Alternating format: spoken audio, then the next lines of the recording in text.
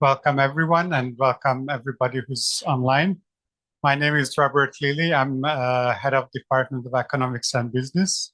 So I'm delighted to have as distinguished visiting professor David Card here in the audience. He'll come up soon and start talking, so I'll be brief.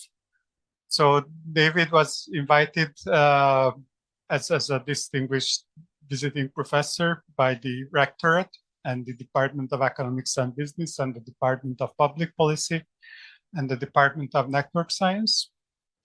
So if you're an economist, David Card needs little introduction, but just in case, the rector was gracious enough to volunteer to introduce him. So I'm not gonna take more of her time. First, she's gonna take a few minutes of your time and then we'll give the floor to David. Good evening, ladies and gentlemen. It's a great pleasure to introduce today's public lecture by Professor David Card, who is a labor economist, as you know. He's the class of 1950 professor of economics at the University of California, Berkeley. He's taught previously at the universities of Chicago, at Princeton. He held visiting positions at Columbia, Harvard, UCLA, and the Center for Advanced Studies in Behavioral Sciences in Stanford. Between 2012 and 2017, he directed the Labor Studies program at the National Bureau of Economic Research. CEU has been really fortunate that we've been able to host him the past week and count him among our ranks as a distinguished visiting professor. He was nominated, as Robert told you, by 3 of our departments. It's a program that we have, which is a running program, so all departments that are interested to get together, at least 2 or 3 of you, to invite a distinguished visitors. Please feel free to do so.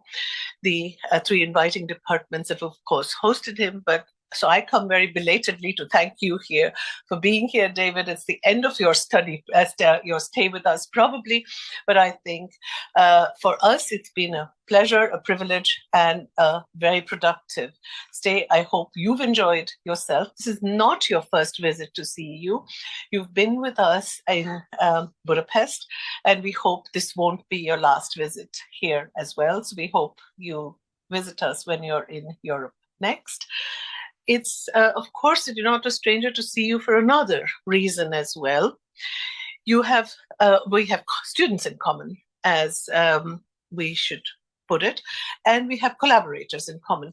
So our colleague Andrea Weber has published with you.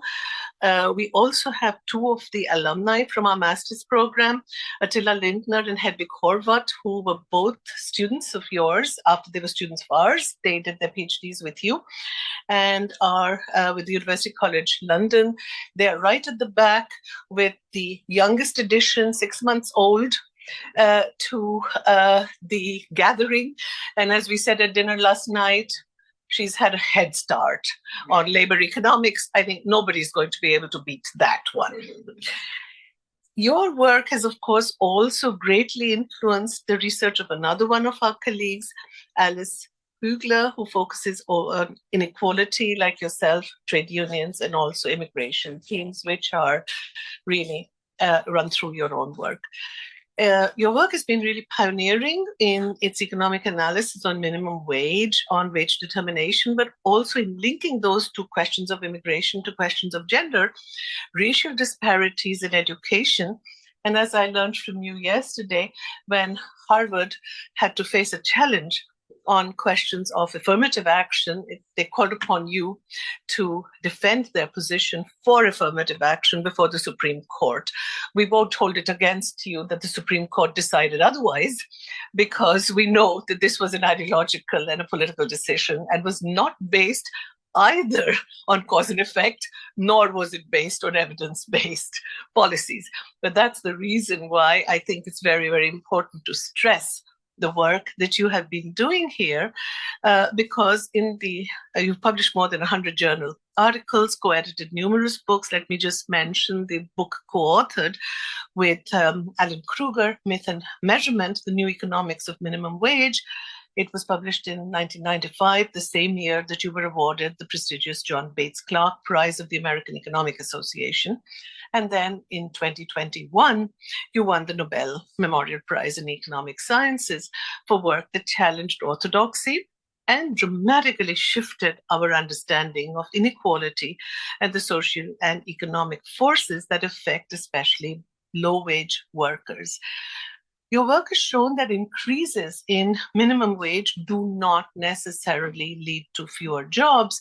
I think this is a very, very important finding politically, because we are living in times in which around this whole question of wage rise, there is so much of a debate, a controversy, and unnecessary polarization, and a downward pressure to reduce wages in order to increase employment.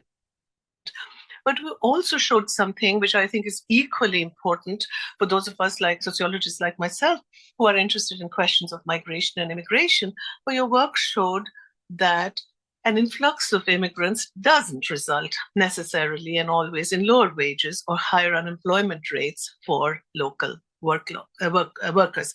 So one can't really overstate the importance of this work, especially because of the claims of xenophobic politicians all around the world and racist propaganda which claims that immigrants are responsible for taking away our jobs. As the Royal Swedish Academy of Sciences pointed out when honoring you with the Nobel Prize, it said that you have not only addressed some of the many big questions in social sciences and dealt with questions of cause and effect, but precisely because cause and effect is so notoriously difficult to address, especially given the difficulty of providing an alternative explanation or also a scheme of explanation for comparison. So it said, and I quote from their praise for your work, we do not know what would have happened if there had been less immigration, for example. Your work has compellingly demonstrated that, in fact, it's possible to answer such a question. And it's with the help of natural experiments, so to speak, using situations in which chance events of policy result from people being, or groups of people being treated differently. And in so doing, you effectively reframed the entire problem of cause and effect as not a problem just of theoretical abstraction, but if I can put it, as a problem which is not only complex, but one that can be handled empirically and one that can be handled in a historical, significant reconstruction of how economic dynamics have really played out on the ground.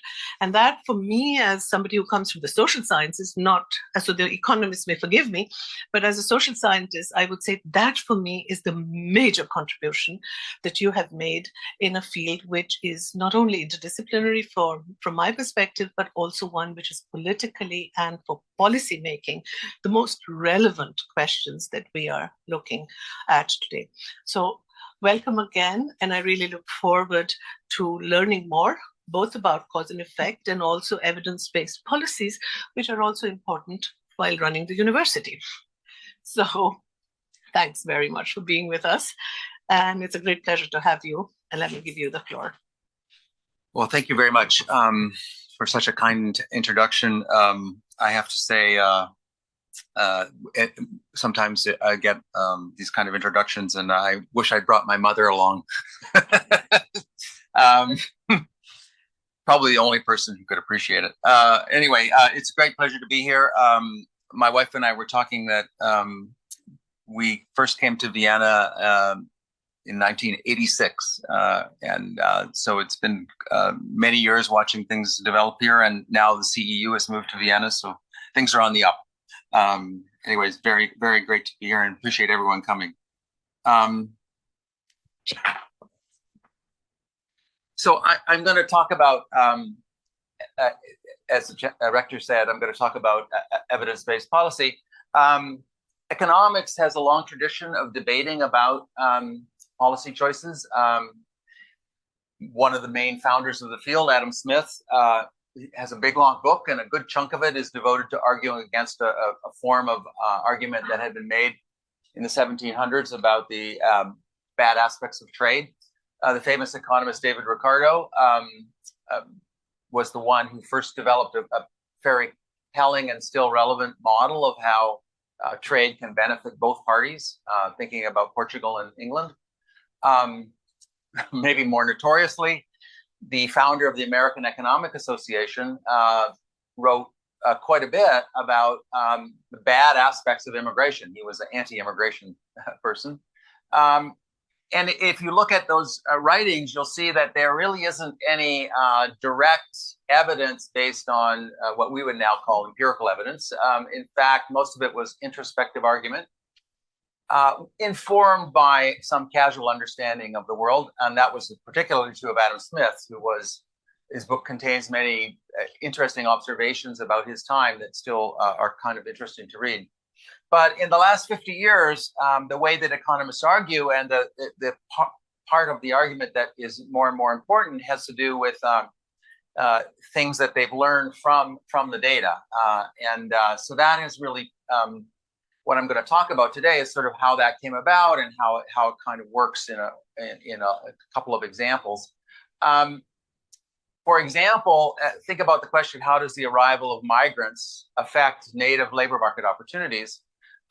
In order to address that, you really need to think about the very simple causal question, which is, does the arrival of more people in a labor market necessarily mean that wages have to fall, or can some other thing adjust? And so today, what I'm going to talk about, I'm going to start by talking a little bit about the general nature of scientific evidence. Then I'll talk about social experiments, which is a phenomenon that has been going on since the 1960s in economics and in other parts of social science.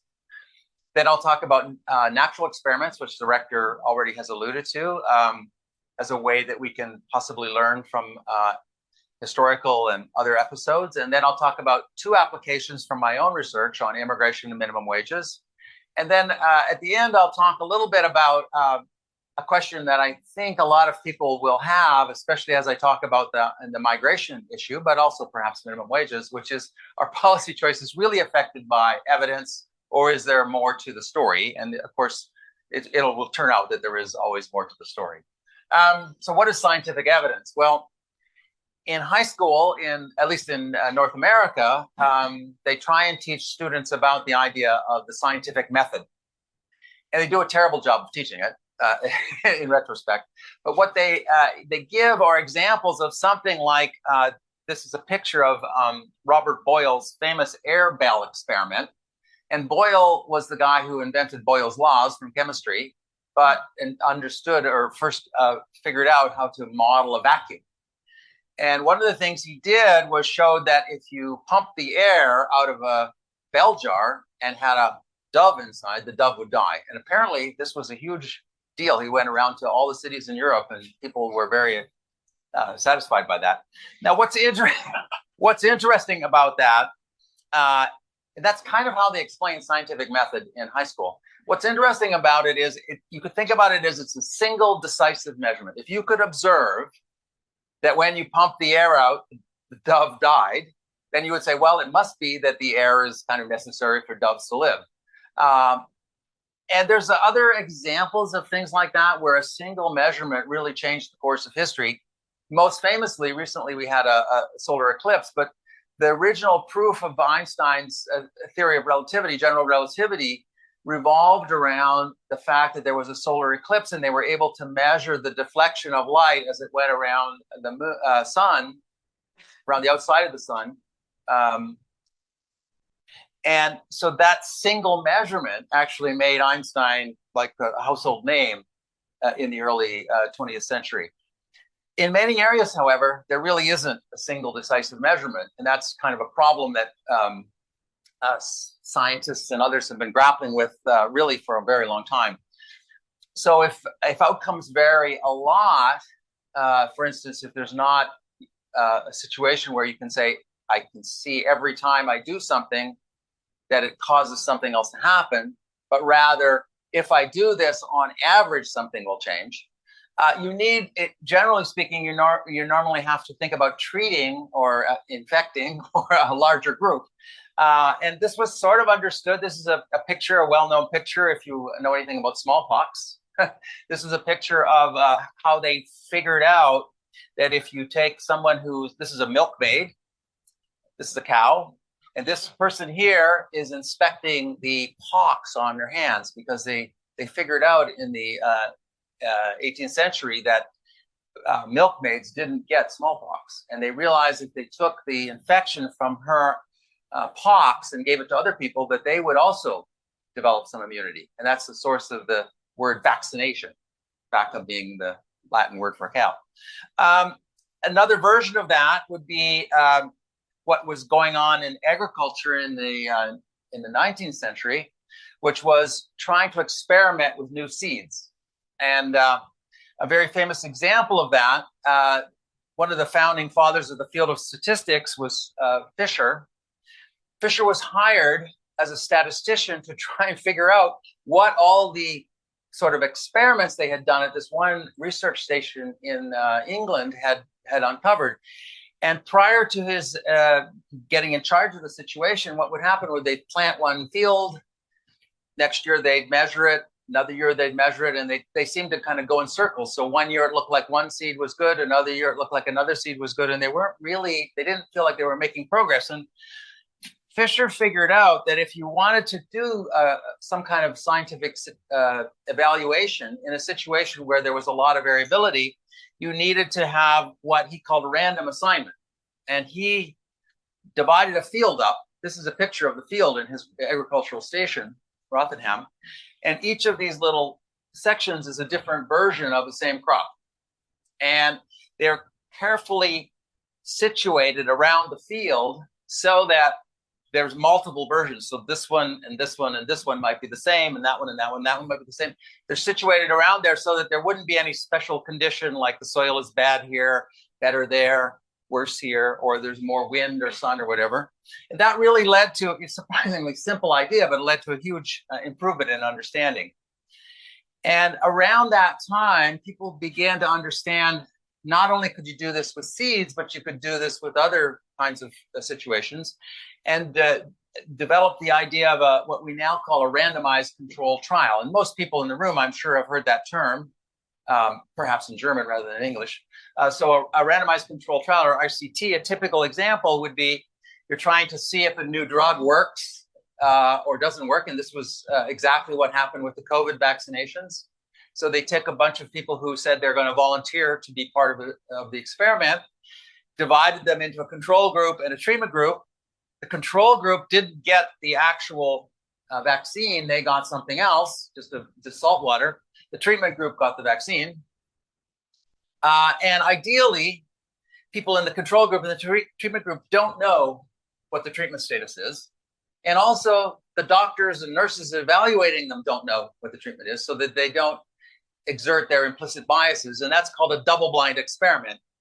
And after that's done, what you do is you compare the outcomes for the control group and the treatment group. And in the case of the COVID vaccine recently, that was a remarkable success. If you remember, they found that people that got the vaccine had much, much lower rates of COVID infection than people who didn't. Now, why does random assignment work? Well, the reason why it works is because we've randomly split the population. And so, except for the fact that one group got the treatment and one group didn't, you would say that the two groups should have behaved the same. And if there's any difference between them, because we randomly determine these two groups, we can say, well, most of the time, except with some statistical aberration, most of the time that difference was due to the treatment. And a way to think about it is it's like science fiction. Okay, so what you're really doing with an experiment is you're trying to develop the parallel universe. Now, if there's any Star Trek fans, they know that about every third episode of Star Trek revolves around the idea of a parallel universe. And so this is Bad Spock and Bad Kirk from a parallel universe episode of the original Star Trek series. And so the control group they're the bad Kirk and the bad Spock, that if we didn't have, human civilization for many thousands of years, we would all be revolved down to. So a lot of policy debates in economics and other fields arise precisely because, and this, again, the rector alluded to this earlier, precisely because we don't know what the counterfactual is. We don't know what would have happened if we hadn't intervened. And for example, a lot of debates in the areas of macroeconomics on monetary policy, like what exactly happened, what caused inflation, what do we do to fix it? Why that debate continues is because we don't really have a control group. We've only got the whole economy to play with.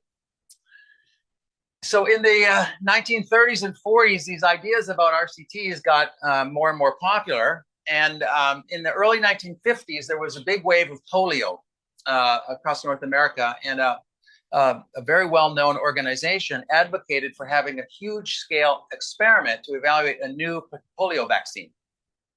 And eventually, 1.8 million children were involved in this vaccination. Now, this vaccination occurred just a couple of years before I was born.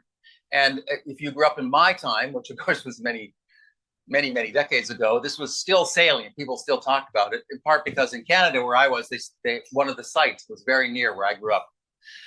Why did they need such a big sample? Why did they need 1.8 million people in the treatment group, the control group? Well, actually, polio, although everyone fears polio and thinks about, if you're, an older person at least knows pretty well stories about how terrible it is, it has an incidence rate of only 50 over 100,000. So you need to have a really large group to even see a number of cases. And the other problem is that polio rates are very notoriously different. They vary in a given area of the country. You might have a lot of polio, in other parts of the country you wouldn't. So they understood this, and this experiment was one of the major successes in the early widespread vaccination trials. In the 1960s, these ideas then spread to social sciences more generally. During the Kennedy era, there was a lot of enthusiasm for trying out new types of programs and new types of reforms in the welfare system and in other areas. And a famous example, there was actually a female graduate student at MIT in economics who wrote to the Health and Human Services Secretary and said, I propose that we do an experiment on the welfare system. And actually, by some miracle, they did it. They put a lot of millions of dollars into it and eventually implemented 4 different negative income tax experiments, they were called. And one further experiment, experimenting with health insurance. And believe it or not, these 5 experiments are still referred to, and especially the health experiment, still very salient in policy debates today. Now, over the course of the 1970s, things kind of changed. The direction of interest in Washington, D.C. and other places changed. People realized there were some problems with these experiments. And so there continued to be some playing around with experiments, but it really changed direction. In the last 2 decades, it's changed direction importantly, in part because of the efforts of these two. This is Esther Duflo and her husband, Abhijit Banerjee, who won the Nobel Prize a couple of years ago, for their work promoting randomized experiments in developing economies where you try out different kinds of social programs. That's all great, but what do you do if you can't do an experiment? How can you learn when you can't get this randomized setting to develop a counterfactual? You can't actually see the parallel universe from this control group. Well, in real life situations, there are a lot of cases where one group or one city or one province or one region or one industry, one firm are exposed to some sort of an intervention and others are not. And so the idea of a lot of research that what I'm going to talk about from now on and that I was involved in starting in the 1980s was to try and see what could we learn from those kind of situations. If somebody gets a higher minimum wage and some other place doesn't, can we do something to try and learn as best as we can from that kind of a situation? So another example from some research that I've done was in research in trying to identify highly gifted children, possibly to enter into a special program for enrichment for those kids. And one of the programs that I studied was the introduction of a special screening test for all the second graders in that entire city to try and find the potentially gifted kids. These situations are sometimes referred to as natural experiments. Now, not all natural experiments are good experiments. Some are slightly better than others. There's one actually going on right now, just on the outskirts of Vienna, that some of you may know about in the little commune of Marienthal. There's a special program that everybody who's been unemployed for more than a certain amount of time is eligible for a job, a government job. And basically that program is designed to try and figure out what would happen if we took long-term unemployed people that have had a lot of trouble and just gave them a job. Would they be less mental health problems? Would their families be healthier and things like that? Sounds good. They've got a treatment group. Obviously, there's other parts of Vienna where that kind of thing isn't going on. In what sense can we make a comparison between those two? Well, sometimes there's a situation where you can see a treatment group and a control group, but you will have seen those groups for many years before the treatment happened.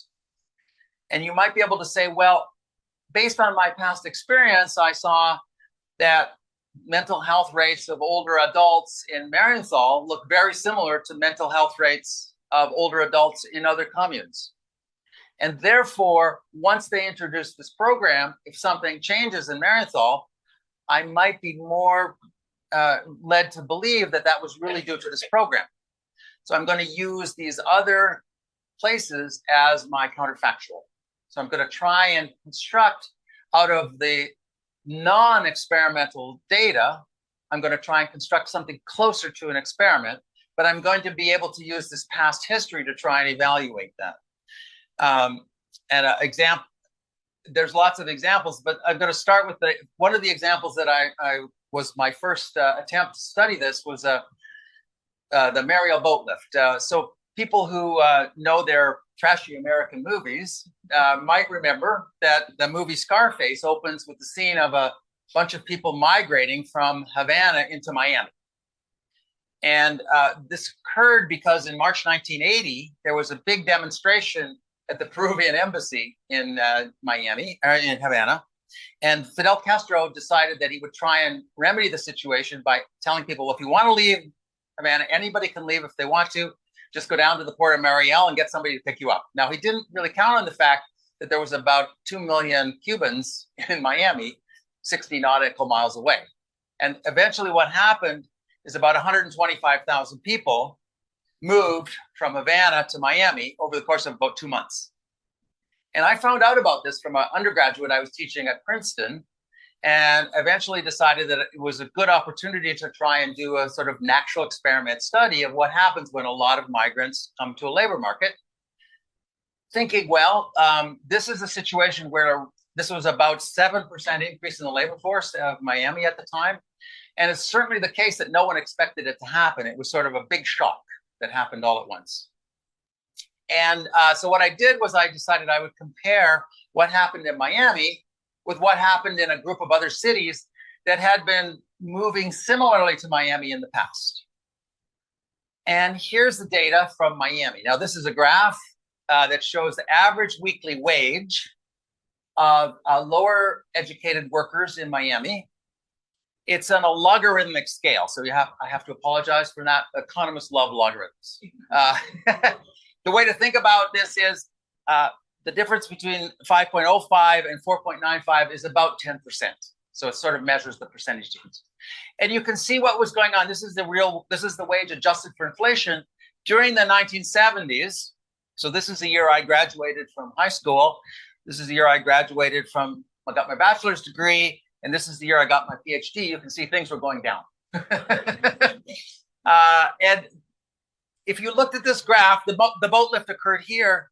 If you looked at this graph, this is just the data from Miami, you might have said, well, this doesn't look too good. It looks like, things were maybe kind of flat here.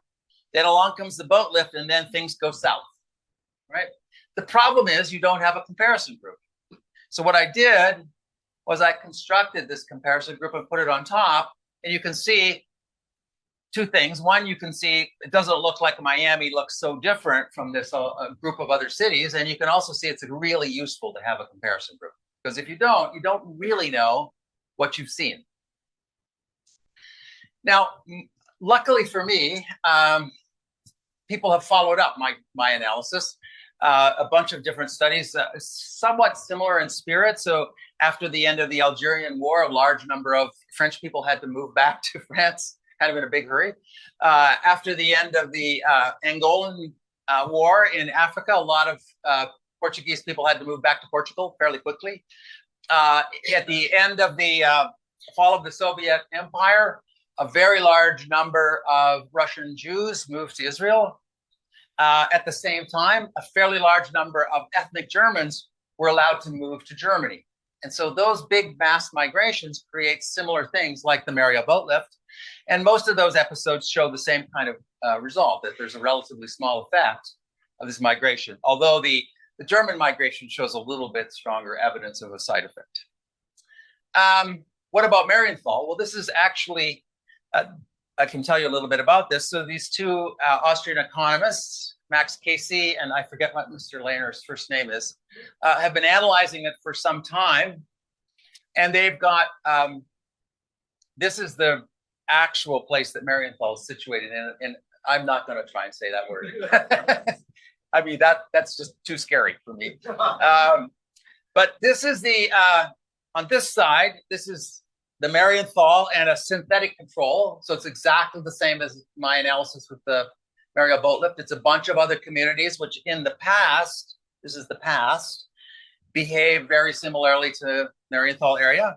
And the employment rates basically look the same afterwards. So that's good news. It didn't destroy, creating these opportunities for long-term unemployed didn't destroy a lot of jobs, but it did lower the long-term unemployment rate fairly significantly. So you can see, again, it's really helpful to have the control group because you wouldn't have known if this decline was due to the program or something else. Okay. Another example from my own research back in the 1990s was about the effect of minimum wages. As the Chancellor alluded to, this has always been a controversial policy. Historically, economists were very opposed to minimum wages, and not on the basis of evidence, but on the basis of very simple theoretical models, which we now, I think, have a better understanding are somewhat incomplete, but at that time were taken as gospel truth. And so in the early 1990s, I was teaching at Princeton University, which is in New Jersey. New Jersey decided to raise its minimum wage. My colleague at the time, Alan Kruger, and I decided that we would try and design an analysis close to an experiment. Now, we don't have a randomized control group, but what we decided to do was compare a set of stores, fast food restaurants in New Jersey, to those in nearby Pennsylvania along the border with New Jersey, where the minimum wage didn't change. And so we conducted a wave of surveys just before the rise in the minimum wage, and then we conducted a follow-up survey 9 or 10 months later. We didn't have that nice situation where we could say what was going on before the minimum wage went up. So we were somewhat disadvantaged, and this is what we found. We saw that in Pennsylvania, where there was no increase in the minimum wage, employment fell over this period. Now, some of that is seasonal. Some of it was the recession was kicking off. Whereas in New Jersey, employment was stable. So if you looked, you would have said, well, if this was what would have happened to New Jersey, then employment should have fallen in New Jersey, but instead it was constant. So that suggests that raising the minimum wage might have helped employment. But this is not the greatest picture, okay? But we knew that was going to be a problem. And so we had another idea. In New Jersey, there were already restaurants that were paying high wages. And so they weren't affected by the minimum wage increase. And so we had two control groups. We had two parallel universes. We had Pennsylvania, and then we had these other stores. And this is the graph. And I have to say, when we first got this data, we were like, oh, I can't believe this worked. So this is the high wage stores in New Jersey. They're not affected by the minimum wage, but by some miracle, they seem to be closely parallel to Pennsylvania, where the minimum wage didn't increase. Whereas in the low wage stores in New Jersey, their employment went up. So we thought, well, that seemed fairly good evidence, and subsequently wrote a paper and a bunch of other studies. This was a very simple study. Later studies, in fact, Attila Lindner, who's the man standing back there with his daughter Magdalena, has probably perfected the art of this with studies that combine many state-specific wage increases, taking account of lots of different other factors that might be involved in any particular case study, and basically kind of reaches the same conclusion for some kind of miraculous reason. So those are two examples of evidence-based policies. You might be tempted to ask, okay, so what happened? Did we change our policies on the basis of this evidence? In the case of immigration, I would argue that, in fact, despite this evidence that rising inflows of migrants don't really affect the labor market for natives very much, immigration policy has tightened quite a bit in many countries. If you live here, you know that's particularly true in a country like Hungary, but it's also true in the United States and Great Britain and all around the world, really. There's been a kind of a backlash against migration. So some years ago, I did a follow-on study with two English economists, or two economists in England, Christian Dussman and Ian Preston. And we had the idea to sort of understand a little bit better, does all this evidence about the economic impacts of immigration really matter to people's views? And so we asked people two sets of questions. One set of questions about what they thought about the economic effects of migration, and another about what we thought about how migration affected aspects of their environment that we would think of as sort of the composition of the population. So things like the race, ethnicity, religion, and language of the people around you.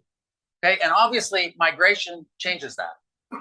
And what we found, well, just as by way of reference, a recent poll in the US, 29% of respondents, so about a third of, close to a third of people agree that immigrants are invading our country and replacing our culture and ethnic background. So notice that they're not saying that they're taking our jobs. They say they're having this effect on cultural and ethnic factors. That seems to be pretty important. What we found in our study is that 80% of the differences in views about immigration are not because of the economic aspects, but because of these other cultural, ethnic, linguistic, religious views. And so on average, most people are basing their decisions about something like immigration not on these sort of simple causal questions about my labor market, but on something else. And so I would argue that one of the things that kind of comes out of this is some of the questions that are relevant for policy can be answered by simple economic analysis, but other things that are quite important, maybe not. And I'm going to stop then or summarize then to say what we found over the last 30 years in economics is that we can use a combination of experiments and natural experiments to learn about difficult causal questions about policy. Methods like difference of differences, that's the comparison versus treatment group where you compare before and after, are widely used to try and sort that evidence out. Interestingly, they're widely used in business too. So in a lot of businesses these days, there's a lot of analysis going on about questions kind of like economic questions, like what would happen if we opened a new store here or introduced a new product here. A lot of times you can do an experiment, but lots of times they can't, and they're using these same kind of methods. But whether the evidence from randomized controlled trials or other non-experimental methods affects policy is really less certain, and probably depends a lot on the question and maybe the time. So we have made some progress in helping to answer policy-related questions, but we can't necessarily be sure that that's affecting policy exactly as we might wish. And I'll stop there. I'm going to be glad to take lots of questions. So thank you very much.